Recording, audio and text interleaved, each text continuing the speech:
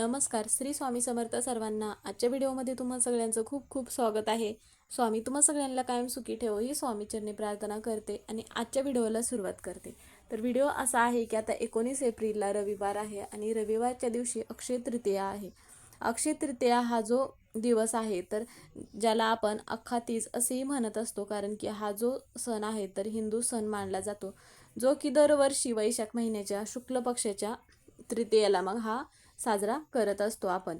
तर म्हणजेच की अक्षय तृतीयेच्या दिवशी अन्नदान करण्याला जास्त महत्त्व दिले जाते. त्यामध्ये मग तुम्ही अन्नदान करत असताना गरजू व्यक्तींना अन्नदान करायचं आहे, किंवा मग आपल्या जीवनामध्ये प्रगती करत असताना आपल्या पूर्वजांचा आदर आणि आठवण करून देण्यासाठी हा जो दिवस आहे तर हा दिवस अत्यंत महत्त्वाचा मानला जातो आणि मग अक्षय तृतीया म्हणून पण ओळखला जात असतो. त्याचप्रमाणे या दिवशी म्हणजेच की अक्षय तृतीयेच्या दिवशी लोक जे आहेत तर सोने म्हणा किंवा चांदी यासारख्या ज्या मौल्यवान वस्तू आहेत तर या वस्तू खरेदी करण्याला जास्त महत्त्व दिलं जातं. वैशाख महिन्यामधील शुक्ल पक्षामध्ये चंद्राच्या वाढत्या चरणाला खूप महत्त्व आहे, जो की या दिवसाशी संबंधित असीम भाग्य आणि समृद्धीचे प्रतीक मानले जाते. आता व्यवसाय सुरू करणे किंवा मग नवीन नोकरी सुरू करणे किंवा तुम्हाला नवीन घर घ्यायचं असेल तर किंवा मग घराची पूजा करायची असेल तर यासाठी हा जो दिवस आहे म्हणजेच की अक्षय तृतीया हा जो दिवस आहे तर तो अत्यंत महत्त्वाचा आणि शुभ दिवस हा मानला जात असतो. त्यामुळे मग बऱ्याच ठिकाणी तुम्ही बघत असता की घरामध्ये एखादी नवीन वस्तू आणायची आहे, त्यामध्ये तुम्ही गाडी खरेदी करणे किंवा सोने खरेदी करणे किंवा नवीन घराची पूजा म्हणा किंवा कोणतेही नवीन शुभ कार्य करण्याला जास्त महत्त्व दिले जाते.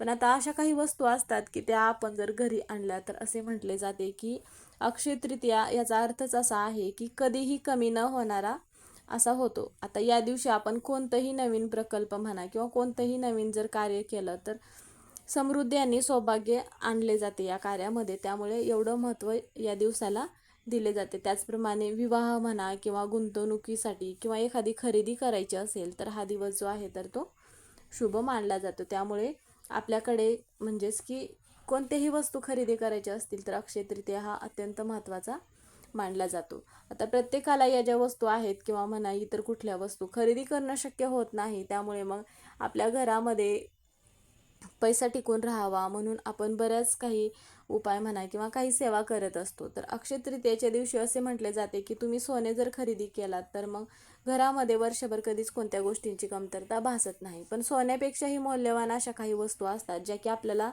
माहिती नसतात आणि आपण इतर वस्तू मग खरेदी करण्यामध्ये आपले जे पैसे आहेत तर ते खर्च करत असतो. तर त्यापैकीच आपल्याला एक वस्तू घरी आणायची आहे, जी की आपल्याला ही वस्तू घरी आणल्यानंतर वर्षभर धनधान्य पैसा कधीच कमी पडणार नाही. अशी कोणती वस्तू आहे तर त्याबद्दलची माहिती आपण आजच्या व्हिडिओमध्ये घेणार आहोत. तुम्ही व्हिडिओ शेवटपर्यंत बघितलात तर तुम्हाला ही माहिती पूर्णपणे समजेल. व्हिडिओ आवडला तर व्हिडिओला लाईक करा, चॅनलवर नवीन असाल तर सबस्क्राईब करा, व्हिडिओला हाईप करायला विसरू नका. आता सोन्यापेक्षा जास्त मौल्यवान जे 3.5 मुहूर्तांपैकी एक आहे असा मानला जातो अक्षय तृतीयाचा दिवस, हे तर सगळ्यांना माहितीच आहे. म्हणून सोने खरेदी करण्याला अत्यंत महत्त्व दिले जाते. संपूर्ण दिवसभरामध्ये तुम्ही ही जी एक वस्तू आहे तर ती कधीही आणायची आहे. ही जी वस्तू म्हणजे की माता लक्ष्मीला अत्यंत प्रिय आहे. तर ती वस्तू कोणती म्हणजेच की एकांशी नारळ. आता एकांशी नारळ कसा असतो तुम्हाला फोटोमध्ये दिसतच असेल, ज्याला आपण एक डोळा असलेला नारळ असंही म्हणत असतो. कारण की एकांशी नारळ म्हटलं की बऱ्याच जणांना समजणार नाही, त्यामुळे असा जो नारळ आहे फोटोमध्ये दिसणारा तशा पद्धतीचा नारळ तुम्ही घरी आणायचा आहे. कारण की हा जो नारळ आहे तर हा माता लक्ष्मीला अत्यंत प्रिय असतो, म्हणून मग हा नारळ आपल्याला घरी आणायचा आहे. आता हा नारळ आपल्याला मिळणे अवघड आहे, पण जिथे कुठे जास्त नारळ वगैरे असेल म्हणजे नारळाचं जिथे दुकान वगैरे असेल तर त्या ठिकाणी गेल्यानंतर जिथे जास्त नारळ असतील त्या ठिकाणी तुम्ही असा नारळ शोधून मग आणू शकता. हा नारळ घरी आणल्यानंतर मग अगोदर काय करायचं आहे, नारळ धुवून घ्यायचा आहे स्वच्छ आणि देवघरापुढे आपल्याला एक पाट ठेवून त्यावरती लाल रंगाचं जे वस्त्र आहे तर ते लाल रंगाचं वस्त्र पाटावरती टाकायचं आहे. आणि तो जो नारळ आहे तर तो नारळ धुवून घेतल्यानंतर आपल्याला हा नारळ त्या वस्त्रावरती ठेवायचा आहे आणि माता लक्ष्मीचा तुम्ही कोणताही मंत्र म्हणायचा आहे. आता बऱ्याच वेळा आपण कोणतेही सेवा उपाय करत असताना कळत नकळत आपल्याकडून चुका घडत असतात. त्यासाठी मग आपल्याला अगोदर एक दिवा प्रज्वलित करायचा आहे. कोणतीही सेवा करत असताना आपण दिवा प्रज्वलित करत असतो, कारण की त्या सेवेची म्हणा किंवा तो आपण जो उपाय केला आहे तर त्याची साक्ष म्हणून आपण हा जो दिवा आहे तर तो प्रज्वलित करत असतो. म्हणून मग आपल्याला दिवा प्रज्वलित करून घ्यायचा आहे. आणि नंतर काय करायचं आहे, माता लक्ष्मीचा तुम्हाला कोणताही मंत्र येत असेल तर तो मंत्र म्हणायचा आहे. आता ओम महालक्ष्मी नमः किंवा मग महालक्ष्मीचा मंत्र नसेल तुम्हाला इतर कुठलाही येत तर लक्ष्मी स्तोत्र म्हणायचं आहे.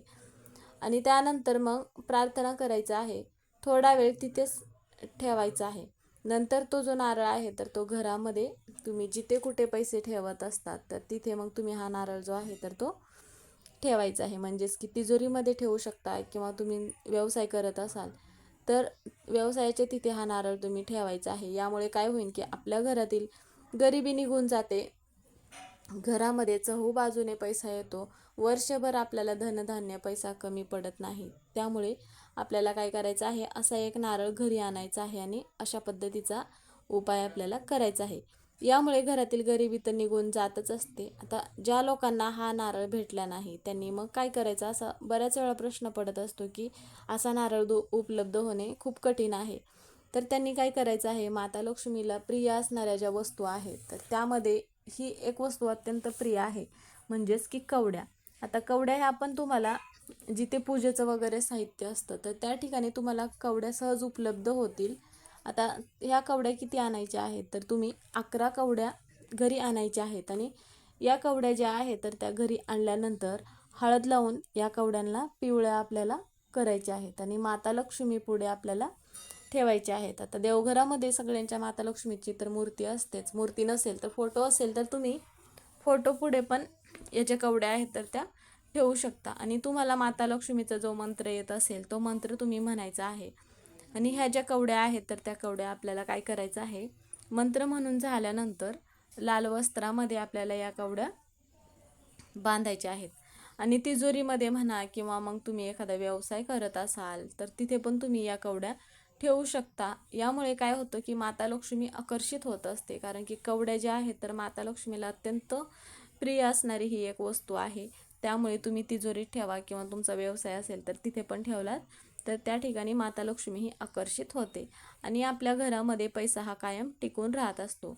म्हणून संपूर्ण दिवसभरामध्ये तुम्हाला माता लक्ष्मीचे जे मंत्र असतील ते मंत्र म्हणा किंवा मग अशा पद्धतीचा एक कवड्यांचा उपाय करायचा आहे.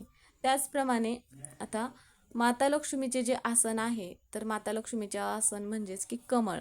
तर आता कमळाचे जे बिया असते तर ते बिया आपल्याला एक घरी आणायचं आहे. आता हे पण तुम्हाला जिथे पूजेचं साहित्य असेल तिथे तुम्हाला कमळ बी म्हणून सहज उपलब्ध होईल. आणि ते पण घरी आणल्यानंतर एका लाल वस्त्रावरती ठेवायचं आहे आपल्याला. त्याचबरोबर तुळशीचं पान ठेवायचं आहे आणि 5 काळी मिरी तुम्ही ठेवायचं आहे. आणि त्यानंतर आपल्या उजव्या हातामध्ये या वस्तू घ्यायच्या आहेत आणि श्रीसूक्त आपल्याला पठण करायचं आहे. आणि माता लक्ष्मीचा जो मंत्र आहे तर तो मंत्र तुम्ही म्हणायचा आहे. जे तुम्हाला तुमच्या घराचा जो मुख्य दरवाजा आहे तर घराच्या मुख्य दरवाजावरती आपल्याला हे बांधायचं आहे. आता घरातील नकारात्मकता असेल, इतर काही अडचणी असतील तर त्या दूर होण्यासाठी मदत होत असते.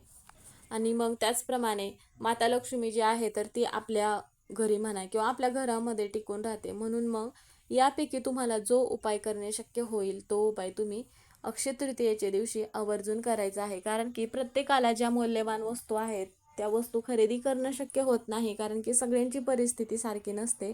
पण सोन्यापेक्षाही मौल्यवान वस्तू या आहेत तर या वस्तू आपण सहज खरेदी करू शकतो.